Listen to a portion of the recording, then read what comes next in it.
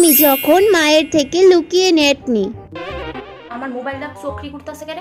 কিতা চক্রি করে? না চক্রি কিতা? তুমি আমার লগে নমুনা আলাপ করতাছো। কিতা করছ? সারাদিন কাম করে আমি ভাবছি একটু মোবাইল টিপুম, ভিডিও দেখুম, মানে মোবাইলটা অন করছি পরে ভিডিও আড়ায় না, খালি এমনি ঘুরে ঘুরে ঘুরে। কিতা লো করছ তুই আমার মোবাইলটা লগে? আমার থেকে কিতা তুমি নেট নিছো? না মা, আমি নেট নিছি না তো। মিথ্যা কথা কইবি না মনা।